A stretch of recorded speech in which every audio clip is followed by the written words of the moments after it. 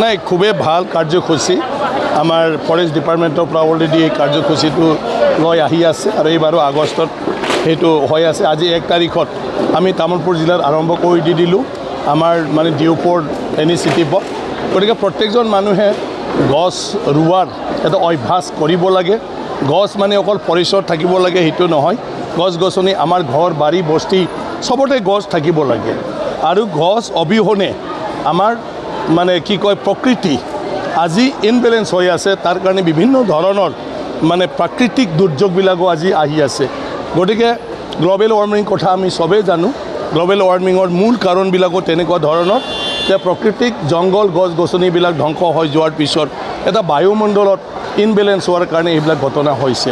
গতিকে সেই কাৰ্যসূচীৰ জৰিয়তে মানুহক সজাগতা আৰু প্ৰত্যেকজন মানুহে ফৰেষ্টৰ বাদেও নিজৰ নিজৰ ব্যক্তিগত জীৱনতো যদি গছ গছনি ৰুৱে তো আমাৰ গাঁওবিলাক সেউজীয়া হৈ থাকিব আৰু তেতিয়া প্ৰাকৃতিকভাৱে আমি লাভৱান হ'ব পাৰোঁ।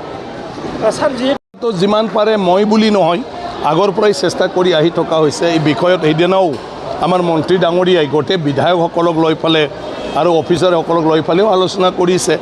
এতিয়ালৈকে বিকল্প মানে ৰাস্তা কি হ'ব পাৰে সঠিক কৰিব পৰা নাই। মোৰ ব্যক্তিগত কথাটো হ'ল কি, হাতীয়ে কিয় আহে?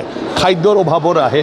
গতিকে যেতিয়ালৈকে আমি হাতীৰ খাদ্য আমাৰ বস্তিৰ বাহিৰত এভেইলেবল কৰি দিব নোৱাৰোঁ, ফৰেষ্টত এভেইলেবল কৰি দিব নোৱাৰোঁ, বা যিকোনো ৰাজহুৱা জেগাত আহিলেও তেওঁলোকৰ কাৰণে মানুহৰ ঘৰত নাযাই পেলে খাব পৰা ব্যৱস্থা নাথাকে, তেতিয়াহ'লে হাতী মানুহৰ মাজত সংঘাত আমি যিবিলাক শব্দ প্ৰয়োগ কৰি আছোঁ তেনেকুৱা ধৰণৰ ঘটনাবিলাক ঘটি থাকিব। গতিকে আমি বুজি পাব লাগিব যে আজি আমাৰ বিভিন্ন জীৱ জন্তু, হাতী বুলি নহয় মানে পশু পক্ষী যিমান আছে মানে চৰাইৰ পৰা পোকলৈকে এওঁলোকেতো জীয়াই থাকিব লাগিব।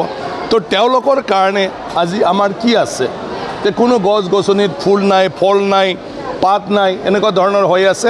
আৰু এটাটো হ'ল আমাৰো সদায় নিজৰ স্বাৰ্থত নিজৰ কামত অহা এই মানৱ জাতিটোৱে এনেকুৱা ধৰণৰ বাছি বাছি গছ গছনি লগাই আছোঁ। আমি ফৰেষ্টত গছ ৰুওঁ, শাল গছ, চেগুন গছ, মানে তেনেকুৱা ধৰণৰ যিবোৰ মানে গামাৰি গছ, যিবিলাক মানুহৰ কামত আহে কিন্তু জীৱ জন্তুৰ কাৰণে কামত নাহে। আকৌ সেই গছটো আমি নিজে কাটি পেলাই তহিলং কৰি দি দিওঁ, কাৰণ আমাৰ কামত যিহেতু লাগে। তাতে 2 নম্বৰী মানে স্মাগলাৰ সোমাই পেলাই এই গছ গছনিবিলাকক পুনৰ ধ্বংস কৰে। সেইকাৰণে ফৰেষ্টটো জীৱ জন্তুৰ বুলি আমি ভাবিব লাগে আৰু ফৰেষ্টত জীৱ জন্তুৰ উপযোগী হোৱা গছ গছনিহে আমি ৰুব লাগে, যিটোৰ দ্বাৰা হাতীও খাব পাৰে, হৰিণেও খাব পাৰে, বিভিন্ন মানে পক্ষীও খাব পাৰে আৰু পোকবিলাকো খাব পাৰে, যিয়ে ফুল দিয়ে, যিয়ে ফল দিয়ে, যাৰ পাতটো খাব পাৰে। তেনেকুৱা ধৰণৰ গছ গছনিহে ফৰেষ্টত আমি প্লেণ্টেশ্যন কৰিব লাগে, ৰুব লাগে।